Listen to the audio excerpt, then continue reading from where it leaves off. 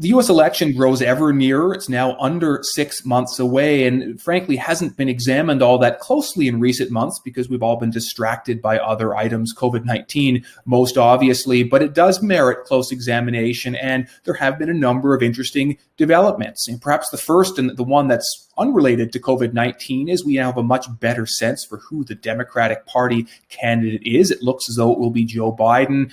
Bernie Sanders has ultimately faded to the sidelines, and so Joe Biden is the presumptive nominee. In general, he is considered to be a moderate candidate, but there have been some signs that he has been pivoting to the left somewhat, and so perhaps a little bit less moderate than initially envisioned. Of course, the other big development on the political front in the U.S. is the extent to which COVID-19 is altering the arithmetic for who wins and who loses. And it's been a fascinating thing because across much of the world, incumbent politicians have generally done very well by COVID-19. We see surging popularity for prime ministers and presidents around the world, and indeed within North America, in states and in provinces, those leaders have also done very well. And so it's something of a curiosity that at the U.S. federal level, that hasn't been the case. If anything, we have seen the Republican Party become a bit less popular. If anything, we've seen President Trump become a bit less popular as well. And so that certainly has something to say about the election this fall.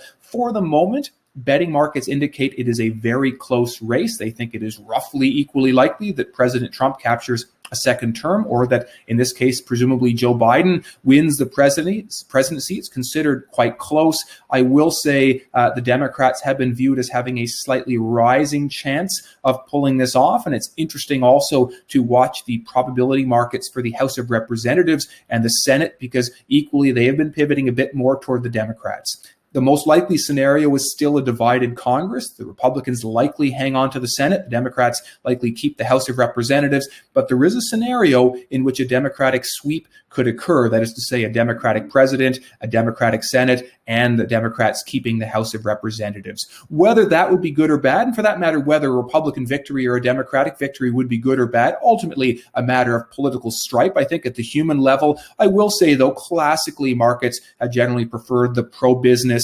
tax cut, less regulation type of regime. And so for the most part, Trump has been a popular president through the narrow lens of financial markets, notwithstanding the protectionism and the policy uncertainty that he has brought as well. And so looking forward, we will get greater clarity on that election. It's much too early to render a final verdict, but I would say it is a consequential one from a market perspective. And our reading at this point in time is markets would prefer to keep the incumbent to see a change.